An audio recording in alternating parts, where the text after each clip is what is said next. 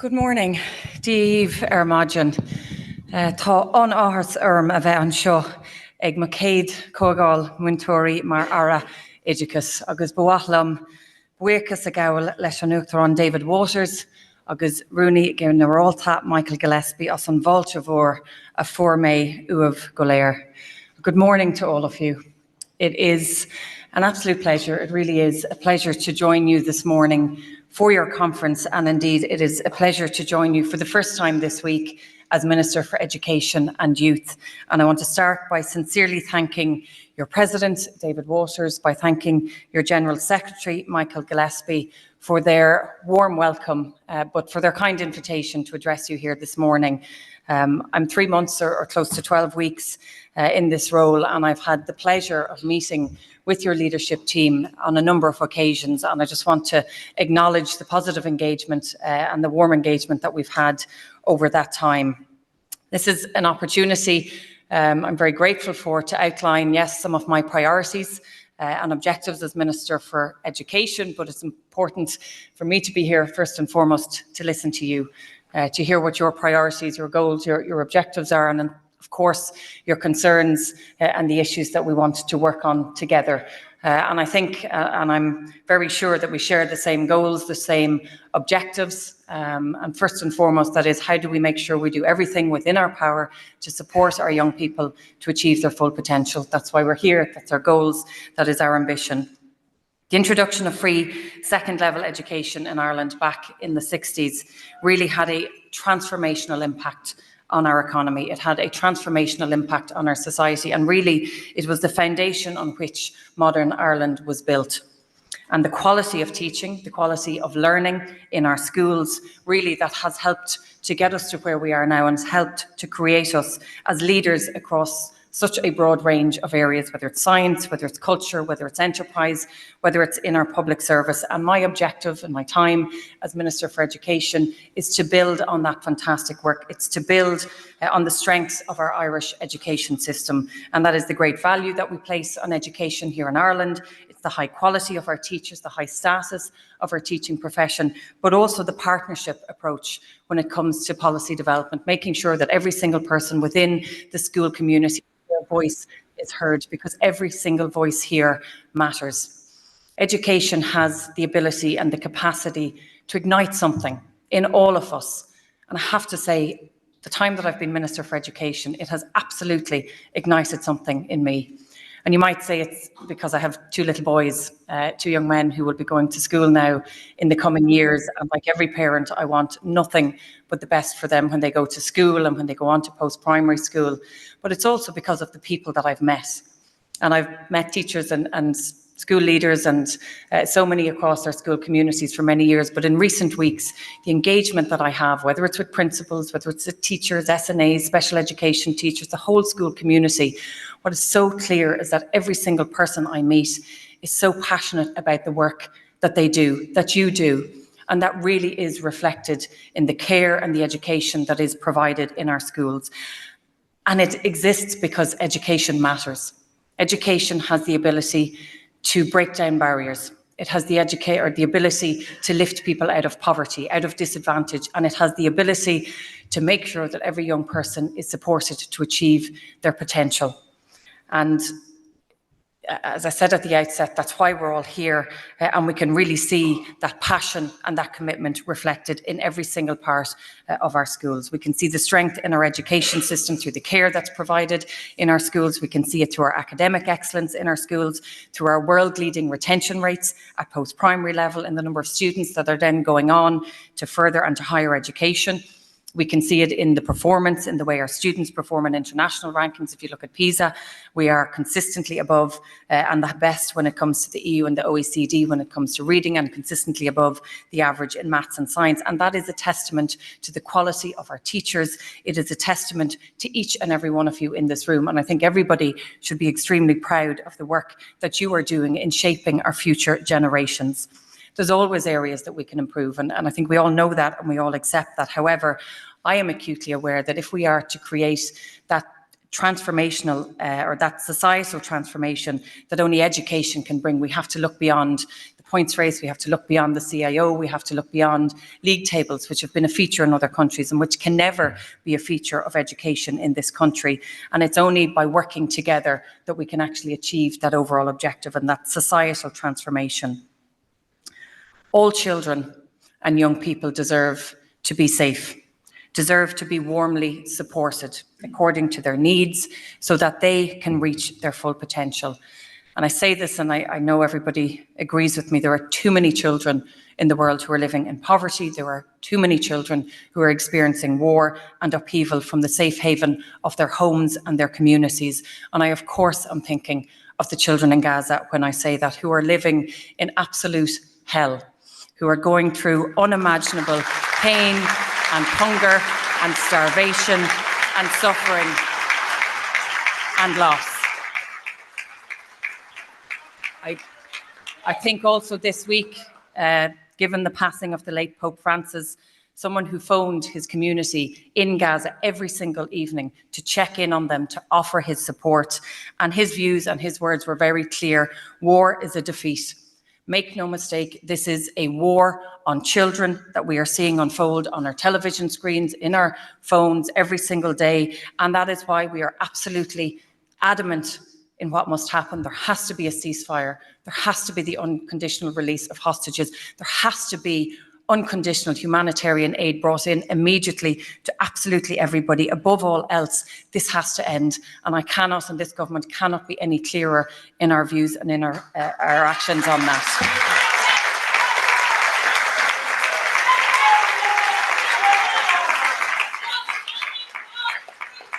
As Minister for Education, I intend to implement a major programme of work when it comes to tackling educational disadvantage.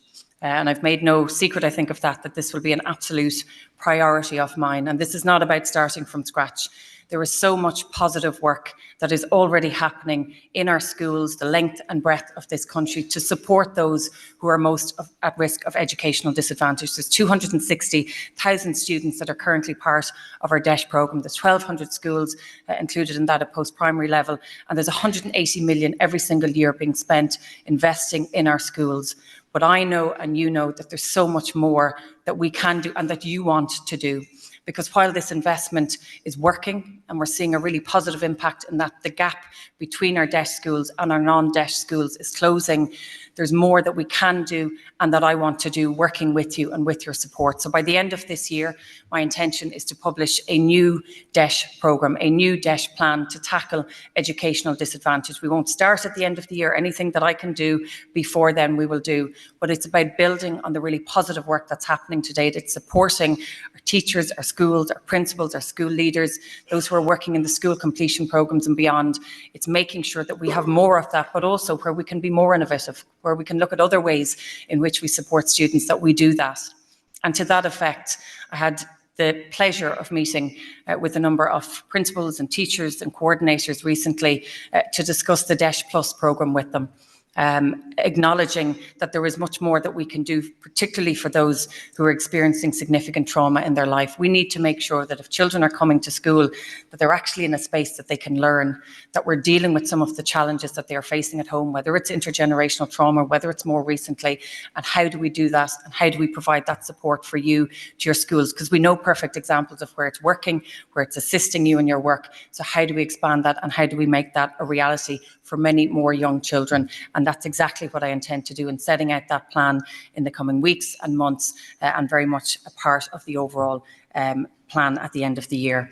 Of course, key to this is dealing with the issue around absenteeism. And I think we can all see, and I'm sure you all see in your schools, the particular impact that COVID-19 has had.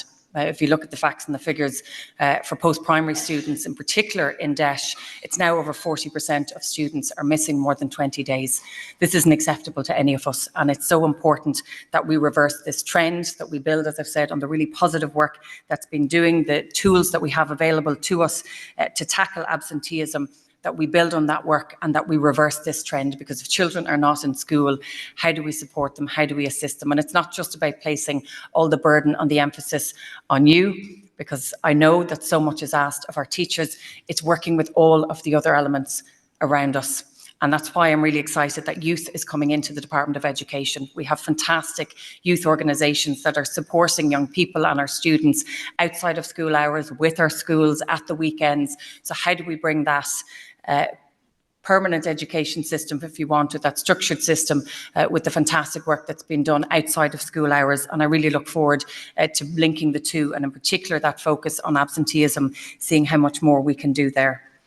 In terms of children with additional educational needs or special educational needs, we all know that the vast majority of students are supported in mainstream school. About 97% of students are supported through mainstream school. And I just want to take this opportunity to acknowledge that and to thank each and every one of you for the huge amount of support that is provided to students the length and breadth of this country. Our teachers, working with our SNAs, working with our special education teachers, with principals, with school leaders, to make sure that children get the supports and access to resources that are appropriate to them.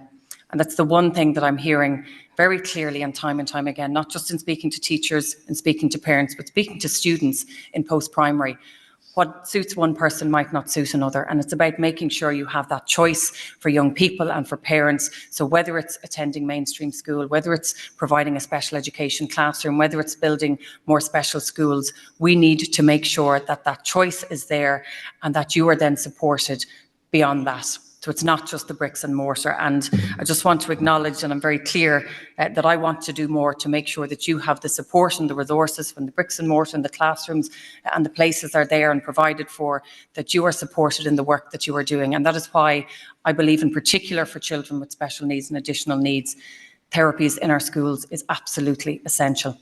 And working with Minister Moynihan, my colleague in the department, we will set out in the coming weeks, and we've already brought this to Cabinet, how we will introduce therapies in our schools, firstly in our special schools, but this has to go beyond it and much in a quick way to our special classrooms, to our mainstream schools, to make sure that our therapies are being provided to our young people in the places that they spend most of their time, in a setting that they're familiar with their teachers, with their peers, and that those therapies are getting directly to those students. That's exactly what we'll be working on.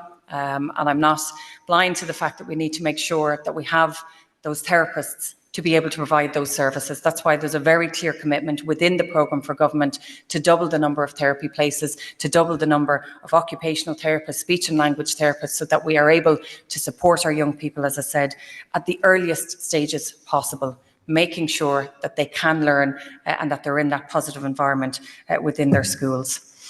In terms of your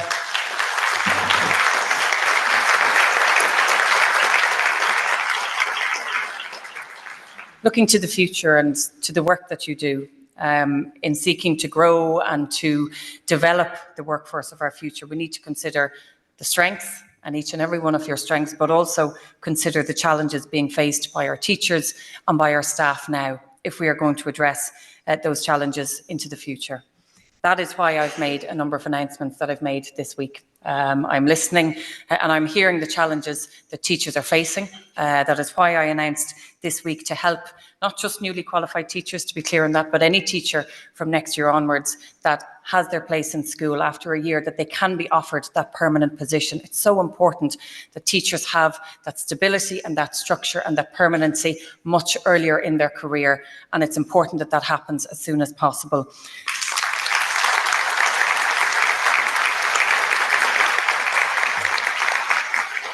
And I want to acknowledge the TUI, who have made this very clear and have been advocating for this and for this change. I also want to make sure that those who have qualified outside of Ireland, that they can apply to teach here, that we don't make everybody jump through hurdles, that we make it much easier to not just bring but encourage our teachers home, so that we can increase the number that we have working in our schools in primary and in post-primary. This is a common sense solution, and really it's an important step in encouraging more teachers to work and to start their careers here in Ireland. And my intention is that this would come into play in the next coming months.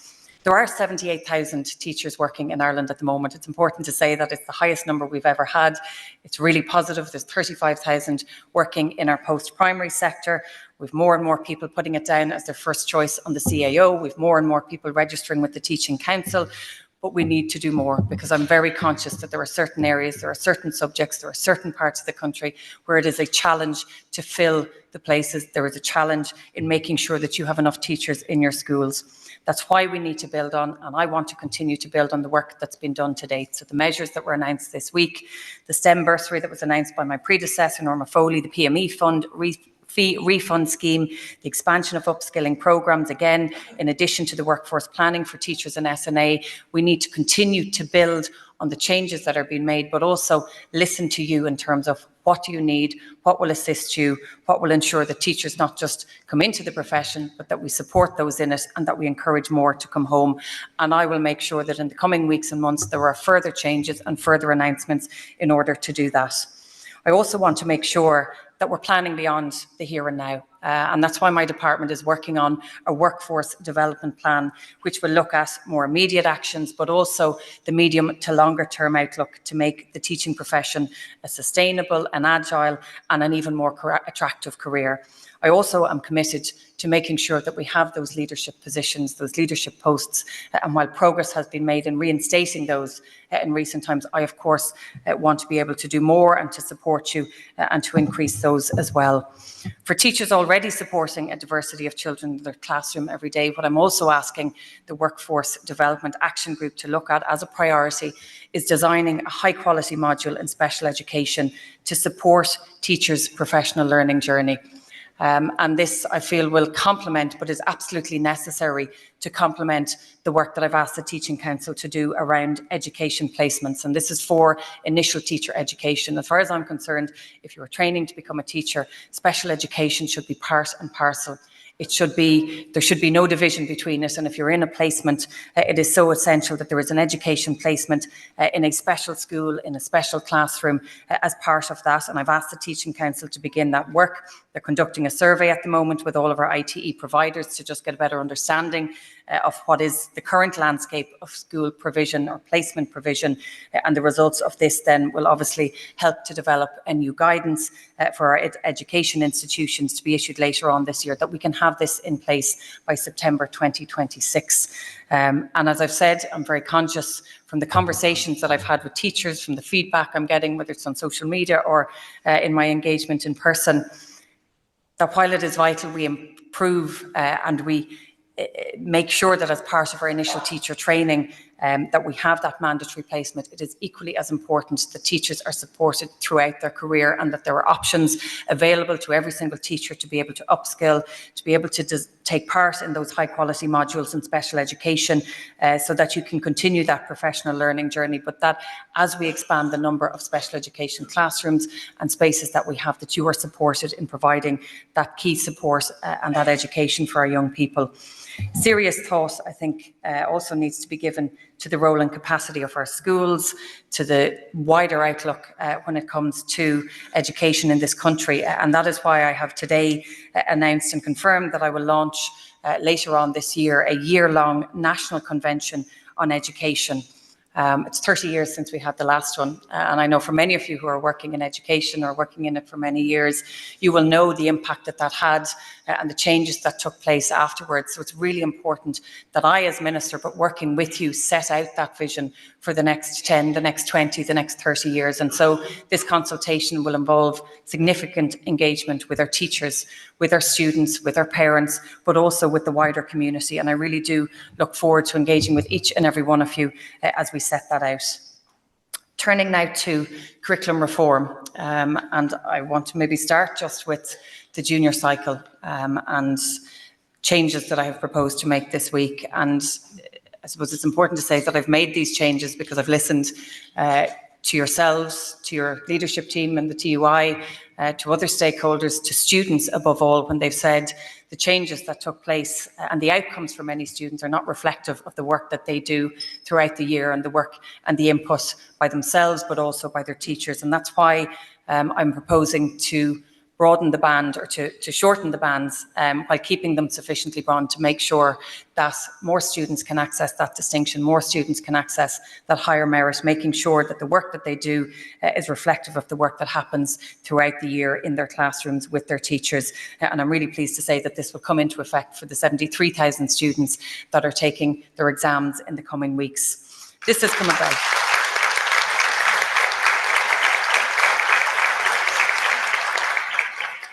It is really important that we have this early enactment review, and this has happened with the junior cycle, and I've written to the NCCA saying that if there are further changes that need to be made, I will not hesitate in making them. And I am very clear that any changes to the senior cycle as well, that there has to be early enactment reviews. There has to be an ability to look and see what is working, what's not, and how do we change them. And as Minister, I'm very clear, as we progress and as we make further progress on senior cycle reform, if things need to change, that we do it. That we don't wait 5 or 10 or 15 years, that we change them now. But I do believe that there's a huge amount of good work that is already happening when it comes to senior cycle reform. If you look at the fact that there's been progress made in supporting young people with additional educational needs in sitting their leaving cert, you have the senior cycle level 1, the level 2 programmes that were introduced in schools, and importantly the SEC will now be certifying these in 2026 so that students graduate with their peers. This is really positive progress, and this is progress that has been made by everybody working together. There's been changes around the transition year, 60,000 students now for the first time, which is phenomenal, partaking in it, 50,000 students enrolled in the Leaving Certificational Programme, and then the integrated set of results for the Leaving Cert Applied, which was provided last year for the first time. So there is a real momentum there. But what I said at the very first address that I gave, and many of you might have been at that conference in Croke Park, is in order for this to work, I will work with you. And I want to work with you, and I am working with you. And I want to acknowledge the engagement that has taken place between my department, between your leadership team and the many other stakeholders in the last number of weeks, engaging on the issues that you have raised directly. And so while training has been provided, I'm very conscious that you're being clear there's not enough training being provided. So how do I do more to support you? While funding has been provided for science labs, how do I make sure that every single school, every school that provides chemistry, physics, biology, that you have the equipment that you need for your students to support them? How do we make sure that there's further guidance provided when it comes to AI?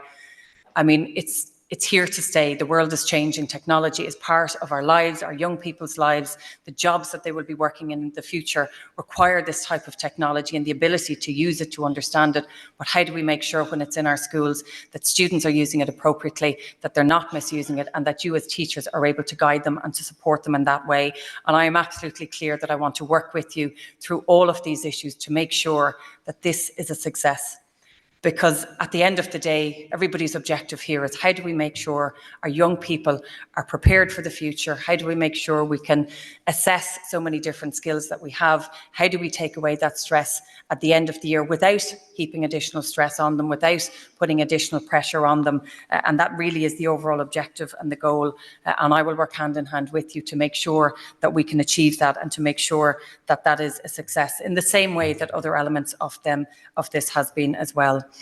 So finally, just to conclude on one or two other issues, I'm very conscious and very clear that in order for you to be able to do your job effectively, you shouldn't be worrying about coming into school and making sure that the lights are on or that there's challenges that you're facing when it comes to funding. I know that we need to do more. I know that we need to do more to make sure that the day-to-day running of the school is not the first thing the principals or leaders think about. I know that we need to do more to make sure that we have those ICT grants in place so that the technology that's going to be instrumental in any changes around curriculum, that you have that in all of our schools. Minor works, that summer works for all of our schools from primary to post-primary, that they are on a consistent basis. And while I can't negotiate budgets here, what I can say to you very clearly is that I will fight at every budget to make sure that you have access to as much support and as much finance and as much funding that I can provide for you and that this government will provide for you, because we are absolutely committed to education and to those who work in it. In supporting and protecting our Irish language, as a cúpla focail roth, we Corsi Gaelga, I am committed to publishing new strategies in the coming months, most likely in September, and this will build on the success of the Gaeltacht recognition scheme. I will be turning my attention in particular to Irish medium schools outside of the Gaeltacht, but also those teaching Irish in English medium schools, and I look forward again to working with many of our teachers and our schools as we progress those programmes. So finally, I just want to thank you again for the invitation to be here. Thank you for the opportunity to outline some of my priorities, but also to acknowledge the challenges that you are facing and to say very strongly and very clearly, I want to work with you, I will work with you, and already the engagement that I've had to date, I think has set us in the right direction. Our objective is clear. How do we make sure that every child is supported to achieve their full potential? And I think by working together, we'll be able to do that. So thank you and enjoy the rest of your conference.